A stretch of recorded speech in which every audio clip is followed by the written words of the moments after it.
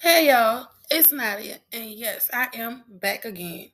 We are in week two, titled Silence as Survival. And on Monday, we discussed what goes on in this house stays in this house. On Tuesday, we talked about don't tell. And you know, that's the clean version. The real version is don't you tell my motherfucking business. On Wednesday, we talked about don't cry. And why? Because crying is a sign of weakness. And today we're talking about the rule that shaped my adult life more than I've realized. And that is don't ask, don't need, and handle that shit your motherfucking self.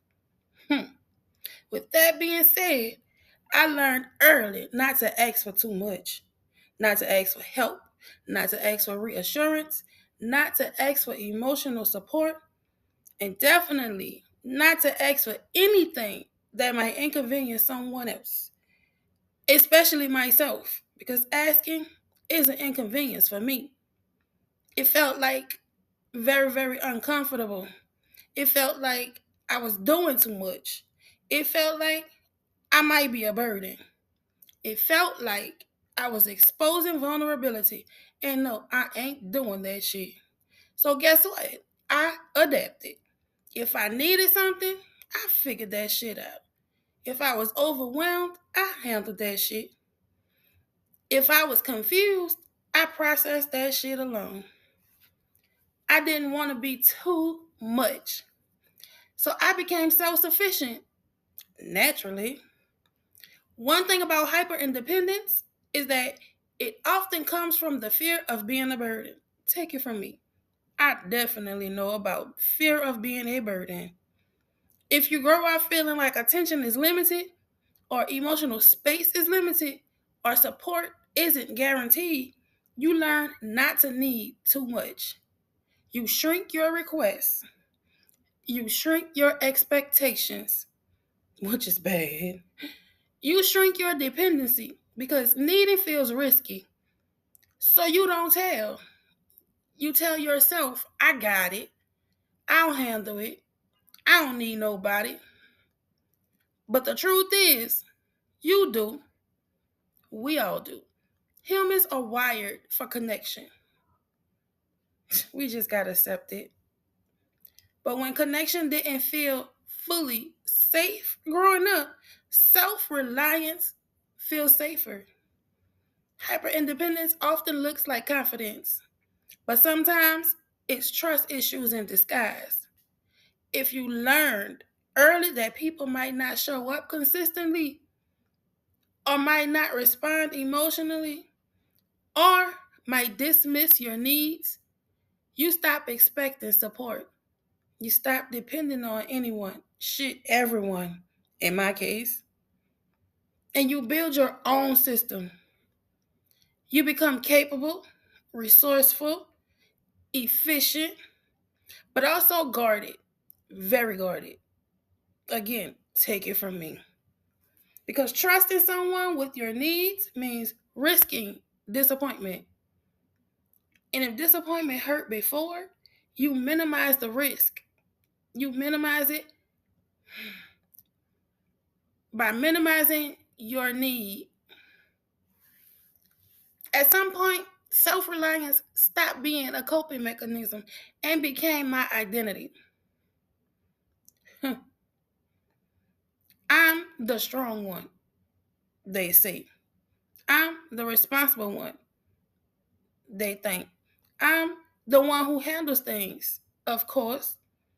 Property manager, business owner, founder of an organization, mother of two, single mother that is, planner, event planner, everything, just everything. I don't just do a lot, I am the one who holds it together. And when that becomes your identity, slowing down feels foreign. It feels like being lazy. Asking for help feels unnatural. Letting someone show up for you, that shit feels so uncomfortable, it's ridiculous. Because you're used to being the one who shows up. You're used to being the one that's there for everybody. So how can I depend on somebody to do something for fucking me? Here's where it gets real though. Hyper independence doesn't just affect work, it affects relationships. If you don't ask for help, your partner may never know what you need. They should, though. If you don't express dependency, they may assume you don't require emotional presence. And assuming, well, y'all know, y'all heard the saying. And if you handle everything alone, you create emotional distance without meaning to. And sometimes you even choose situations where you don't have to fully rely on someone a lot, where you stay slightly guarded, slightly protected, slightly in control because needing someone feels too vulnerable, ain't risking it. And vulnerability feels unsafe, like a dog. So you build relationships where you can maintain control a lot. Or you shut down emotionally when someone gets too close. I do. Not because you don't want love, but because love requires trust. And trust, well, trust requires risk. Don't like them. Don't like them. Therapy has been showing me something uncomfortable.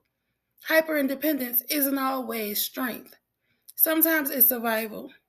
Sometimes it's the younger version of you saying, if nobody shows up, I'll show up for my damn self. And that's powerful. But healing means learning balance. I told y'all a couple of videos ago, I'm a work in progress. It means learning that asking for help is not weakness. Speak for yourself. Needing support is not being a burden. Depending on someone safely is not losing control, it's connection. And connection requires vulnerability. Oh my God. Hyperindependence is often a trauma response, not a personality trait. It's what happens when you had to adapt early. It's what happens when you learn that being self contained felt safer than being dependent. But now,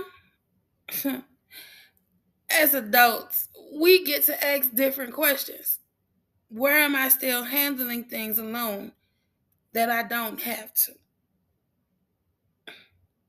Where am I afraid to ask for support? Everywhere. Where am I protecting myself from potential disappointment at the cost of connection? That's probably everywhere too, y'all. If I'm being honest. Every time I try to let my guard down, something else stupid, some other dumb shit happen. But listen, don't ask, don't need, and handle that shit yourself. That rule made me capable, but it also made me guarded like a dog. And I'm learning now that I don't have to carry everything alone to be strong. Learning slowly. Sometimes the real strength is letting someone show up for you. I don't know. If any part of this resonates with you, stay with me. We're unpacking the patterns many of us learned growing up. And tomorrow we close out week 2 with something very powerful, y'all. It is how silence became normal. So stay with me. I still have 10 more weeks left on this journey. Come on back tomorrow. And the day after that, and the day after that, and the day after that. I'm going to be looking for you. You're going to be looking for me.